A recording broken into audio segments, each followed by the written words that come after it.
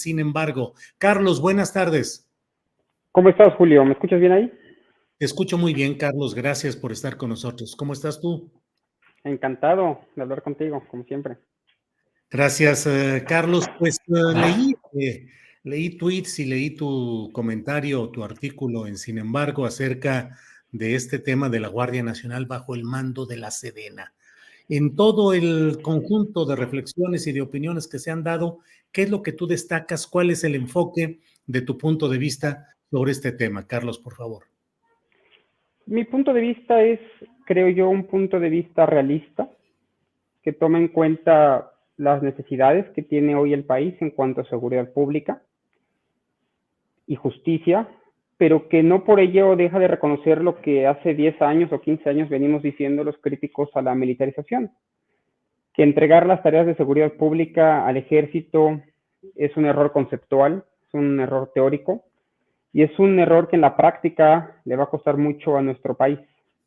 Una democracia liberal, una democracia que se pretende liberal, que se pretende democrática, participativa, no puede dejar las tareas de seguridad pública al mando del ejército mexicano, que continúa siendo, Julio, lo fue, lo es y seguramente continuará si no hay una gran reforma, todavía uno de los enclaves del México autoritario.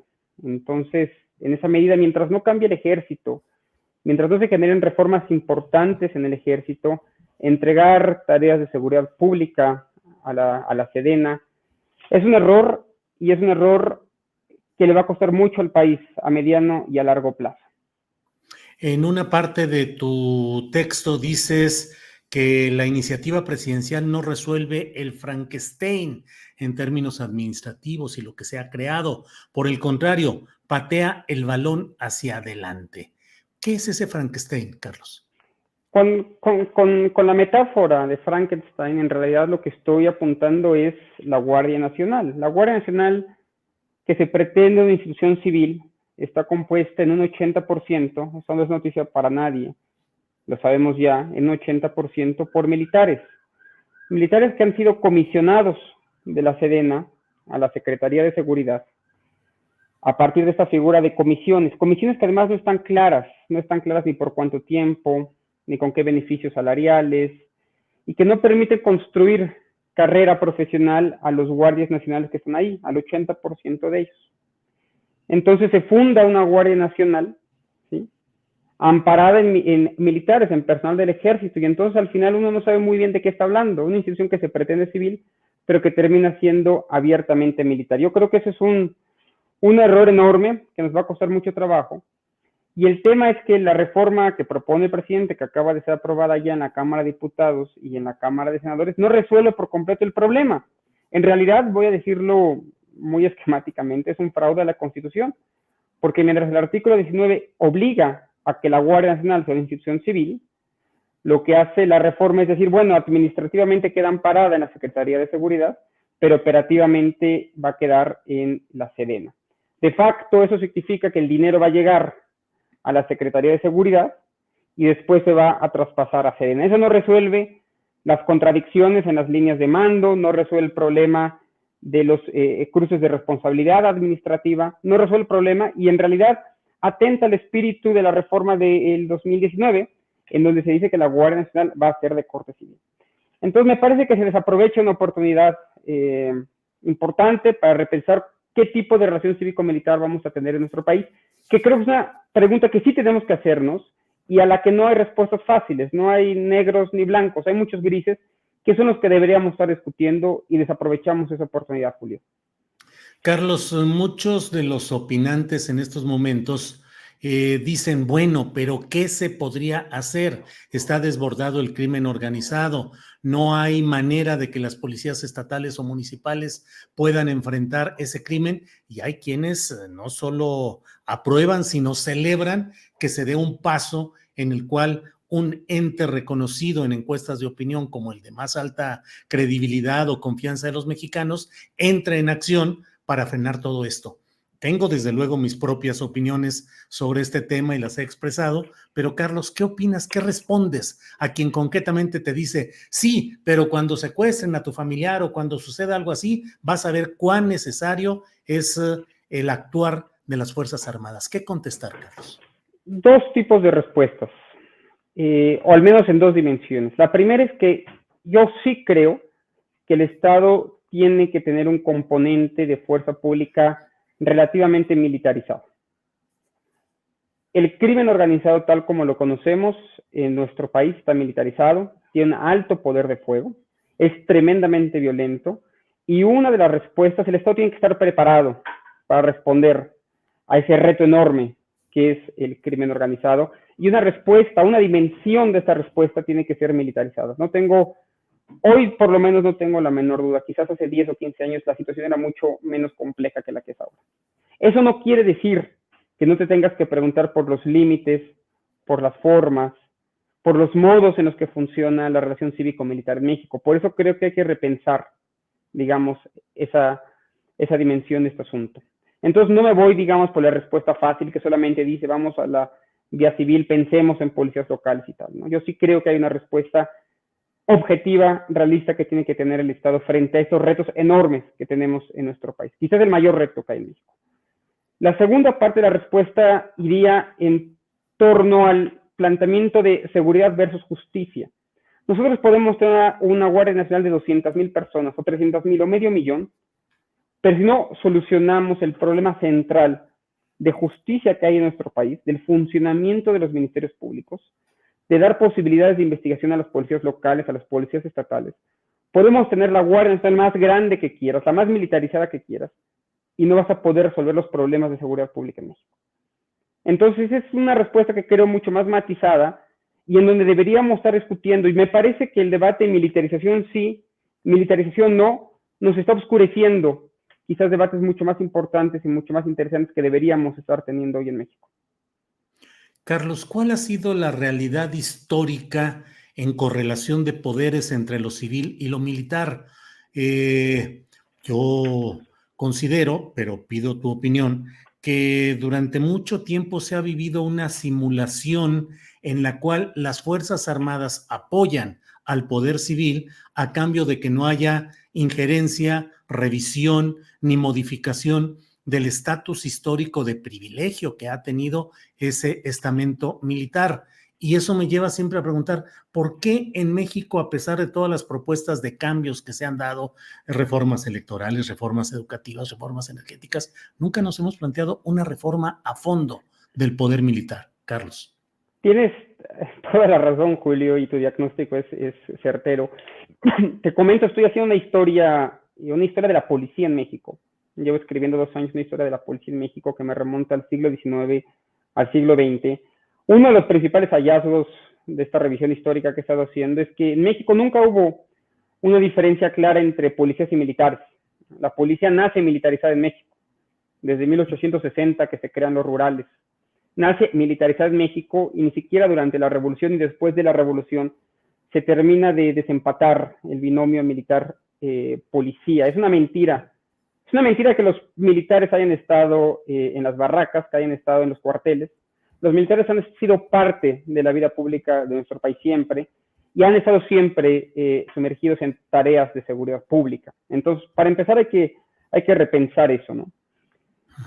Pero escribiendo esta historia, te comento, Julio, que una de las cosas que me encontré es que mientras sabemos mucho de sindicatos, de partidos políticos, de muchos otros actores que son parte del sistema solar mexicano, ¿sí?, del sistema político mexicano, ¿no?, solar mexicano, como le decía Gabriel Said, sabemos bien poquito de policía, sabemos mucho menos de militares, y no ha habido un esfuerzo en los últimos 50 años por, insisto, repensar cómo vamos a reformar a las fuerzas militares. Un dato, México es de los pocos países del mundo, tal vez con 3 o 4, cuyo Ministerio de Defensa sigue siendo dirigido por un militar. ¿Cuándo nos hemos hecho la pregunta si no estamos ya en una etapa de transformación, como dice el presidente, que nos debería invitar a pensar ya en que el secretario de la Sedena y el de la Marina pudieran ser de corte civil?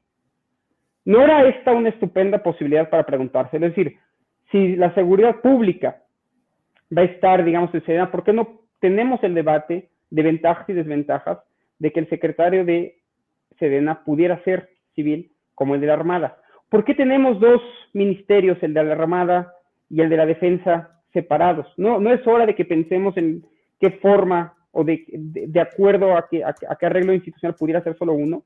Esas preguntas que parecen obvias y que a escala comparada, cuando platico de esto en foros internacionales, me dicen, ¿cómo puede ser que sea así en México? No estamos teniendo esa discusión e insisto, será una buena oportunidad para preguntarnos esto y por qué a nadie le ha interesado reformar a las fuerzas militares en nuestro país. Y tiene razón el diagnóstico, probablemente porque mientras no nos metiéramos con ellas, con sus modos y costumbres, ellas nos iban a meter, digamos, con el poder civil. Yo creo que es hora de tener esta discusión de una forma profesional, amplia y transparente. Carlos, dentro de todo lo que se está viviendo, estamos en una polarización política en la cual una parte defiende cerradamente el hecho de que se transfieran pues estas características administrativas y operativas de la Guardia Nacional a la Sedena y del otro lado criticando ese hecho. Estamos en el mundo al revésado, Carlos, en los cuales una parte de quienes antes criticaban la militarización, ahora aprueban este paso, esta fase. Y quienes forjaron e impulsaron en su momento los mayores actos militaristas de nuestra historia reciente, ahora están en contra. ¿Cómo salirnos, cómo salvar esta discusión inmensamente politizada? Así nos vamos a ir hasta las elecciones presidenciales y esto se resolverá políticamente hasta que haya un nuevo presidente de la República, Carlos. Es una discusión donde hay mucha hipocresía, genuinamente. Hoy yo viendo a los diputados y senadores panistas hablar en contra de militarización, a mí me da mucho coraje. E igual coraje me da escuchar a compañeros, amigos, colegas, gente con los que uno ha militado, que durante años estuvimos y estamos en contra de estos procesos de militarización indirecta y directa, hoy estando a favor de este proceso. Es política, pero no deja uno de asombrarse de la política y de cómo la congruencia deja de ser un valor importante en la vida pública. Sin embargo, sí me parece que hoy es una discusión falsa, o por lo menos no es la discusión más importante en términos de seguridad pública. Y tal vez conviene, a efectos de discurso y de distracción, mantenernos en ese debate. Hay otros mucho más importantes y mucho más interesantes. Por ejemplo, el de ¿por qué las policías municipales y policías estatales no tienen facultades de investigación? ¿Qué pasa cuando la Guardia Nacional lleva a un sospechoso a la Fiscalía o al Ministerio Público? ¿Por qué no se procesa o por qué sí se procesa? ¿Qué tipo de castigo debe tener un Guardia Nacional? ¿Tiene que ser civil? ¿Tiene que ser de orden militar? Esa discusión que, insisto, está más en los grises que en los blancos y que en los negros, creo que ayudaría a tener un debate público mucho más sensato y civilizado y, perdón, mucho menos hipócrita que el que normalmente tenemos en la vida pública. Carlos, finalmente este proyecto tal como va avanzando implicará pues estas reformas legales que serán impugnadas evidentemente ante la Suprema Corte de Justicia, quien determinará si son apegadas a la letra constitucional o no, pero el propio PRI ya abrió la puerta para pretender un cambio de un número en un transitorio para que en lugar de que la preeminencia de lo militar sobre la Guardia Nacional cese en marzo de 2024, cese en marzo de 2028. Ahora sí que, como diría el clásico, haya sido como haya sido, parece que la presencia militarizada de la Guardia Nacional se va a llevar un largo rato en México. ¿Opinas así, Carlos? Sí y no. Seguramente o probablemente la iniciativa del PRI va a ser apoyada por Morena y probablemente vaya a transitar, digamos, políticamente. Pero la paradoja aquí, Julio, es que la lluvia de amparos que van a llover, primero por el tema de los policías federales que van a ser los únicos policías realmente civiles, ¿no?, de la Guardia Nacional, o los elementos realmente civiles van a ser expulsados, ¿no? Va a llover una lluvia de amparos enorme que va a detener el funcionamiento de la institución por varios meses, no me queda la menor duda.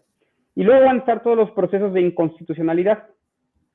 Y aquí la paradoja es que la Guardia Nacional los siguientes 2 años, al menos hasta el 24, o los debates en torno a la Guardia Nacional y su funcionamiento van a estar lastrados por esa falta de certidumbre. Es decir, lo que se quería dar era certidumbre precisamente profesional a los guardias nacionales.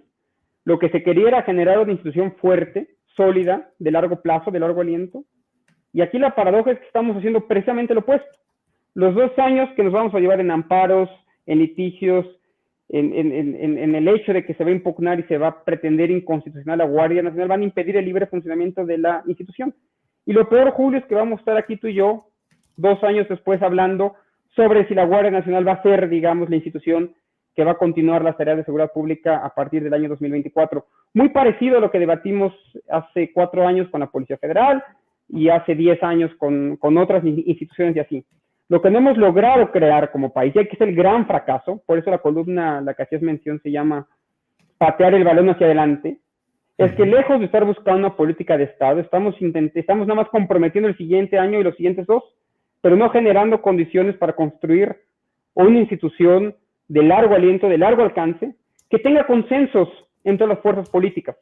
La Guardia Nacional hoy abrió una grieta muy importante en la sociedad mexicana, una grieta muy importante en el Círculo Rojo, muy importante que probablemente va a ser la causa de su falta de continuidad en 2024. Y eso, Julio, es una lástima para el país, no solamente para el presidente y su proyecto, sino para la idea de tener un proyecto de seguridad pública federal en nuestro país.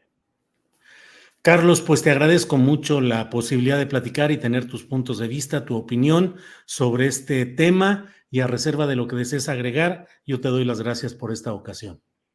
Te agradezco mucho y la invitación es a tener mayor claridad conceptual. Mañana la columna que voy a escribir para, sin embargo, trata de eso. ¿Qué es militarización? ¿Qué entendemos? Y voy a puntualizar, si me permites, Julio, en el tema de las policías estatales. En la hipocresía de muchos gobernadores de oposición que hoy se oponen, en principio, a lo federal, ¿no? a la idea de la Guardia Nacional militarizada, pero que por un lado la necesitan y ruegan por ella, por su presencia y sus territorios, y que luego militarizan a sus propias policías de seguridad pública a nivel estatal. Entonces, yo creo que es un tema que no solamente compete al presidente, sino también a los gobernadores y, bueno, digamos, a toda la clase política que de manera consensuada y de manera grupal ha ido habilitando posibilidades para que hoy estemos con una Guardia Nacional militarizada. Hablaremos de eso en el futuro. Muchas gracias, Julio. Sí, señor, gracias.